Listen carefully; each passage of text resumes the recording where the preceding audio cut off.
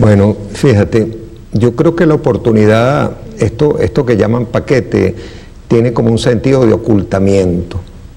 Paquete oculta algo, ¿no? Y si hay algo, hay una cuestión que ha mostrado el presidente, bueno, desde que lo conocimos el 4 de febrero de 1992, quienes no teníamos contacto con él, es su léxico y el hablar directo al pueblo venezolano, que nos sorprendió en ese momento, en esa madrugada de la rebelión militar. Y ha sido una política que vino él con su trabajo, con su formación de militar, pero también pagó 2 años, porque después de febrero él salió en 1994, recuerdo que eso fue en una Semana Santa, aproximadamente en esos días, o sea que pagó una cárcel, y esa cárcel creo que se constituyó en una escuela. Allí tuve la oportunidad de conocerle junto con otros compañeros de la Universidad Central, que estábamos preocupados en esos momentos, sobre todo después de la ocurrencia del Caracazo.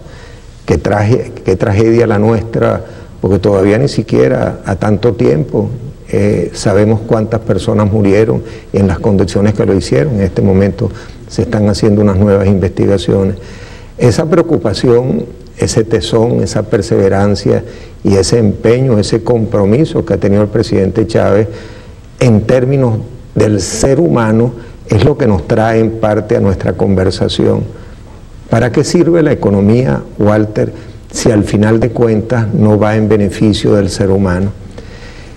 Y en las políticas que se dieron en los años 80, la economía aparentemente era el centro de todo, y el ser humano, lo social, era algo que derivaba, era una consecuencia de una política. Entonces se atendía al niño, a la mujer embarazada, al anciano, a la persona con problemas, de manera compensatoria. Y aquí hay un cambio radical que se da después que el presidente, inclusive durante la campaña electoral y aquella agenda alternativa bolivariana que recuerdo perfectamente porque se trabajó directamente con él y que se publicó en julio de 1996. Y había 2 elementos fundamentales: el recuperar la soberanía de nuestro recurso natural y el pagar la deuda social. Aquí viene un dato a la mente. En 1989, el Morgan Guaranty Trust decía que los venezolanos poseíamos en el exterior 89.000 millones de dólares. Y qué casualidad, cuando intentábamos hacer unos cálculos del monto de la deuda social acumulada, estamos hablando de finales de los años 80, nos daba un orden de magnitud de unos 100.000 millones de dólares.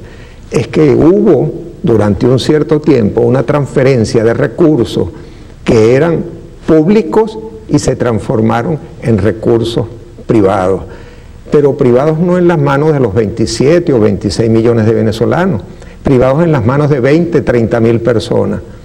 Y esa transferencia de recursos, pongámoslo un interés muy bajo, de 1989, estamos hablando, ¿cuánto? 11 y 9, 20 años, ya es una generación. Eso puede perfectamente pasar de los 100.000 millones de dólares. Entonces, lo que se transfirió al exterior en términos de magnitud 1 a 1 era lo que se le debía al pueblo venezolano. Y uno de los méritos que comienza a aparecer después que el presidente Chávez gana las elecciones en diciembre del 98 era cómo comenzar a pagar esa deuda social. Y eso ha sido una política permanente desde el 2 de febrero de 1999. Y en este momento se ven los frutos, porque ha sido una constante a lo largo de todos estos años, aún con los graves eventos que sucedieron en abril del 2002 y en el sabotaje petrolero del 2000, a finales del 2002 e inicio del 2003.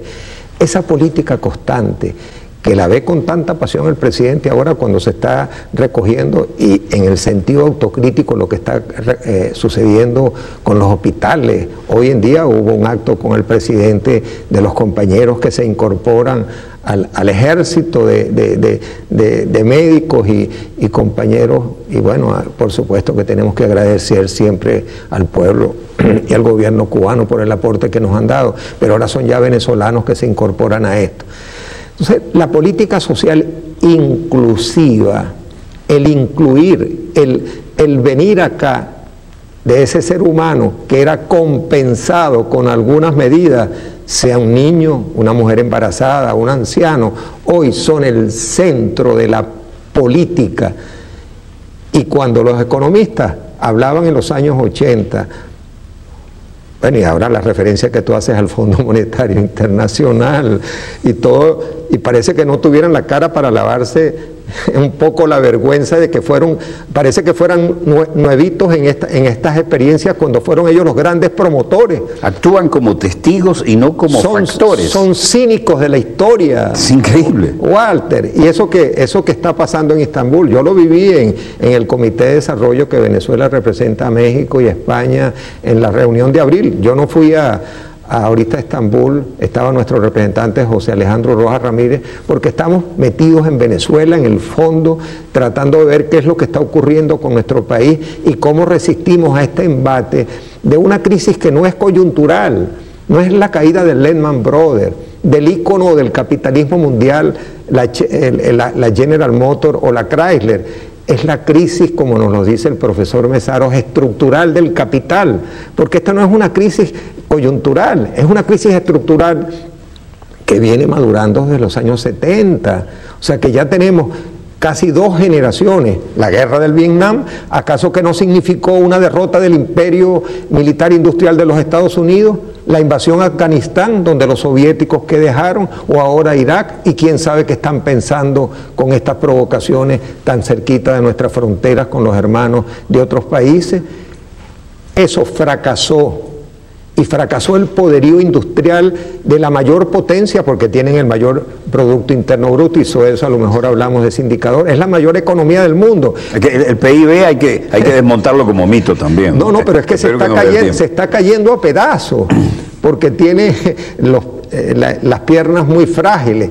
Las mentiras tienen las piernas cortas, y se viene abajo una sociedad poderosísima desde el punto de vista militar. Quien lo duda, la mayor potencia mundial que puede agredir a cualquiera de manera impunemente. Y esas cosas ya las decíamos en 1998 y en 1999 a los señores del Fondo Monetario Internacional. No le estamos diciendo nada nuevo.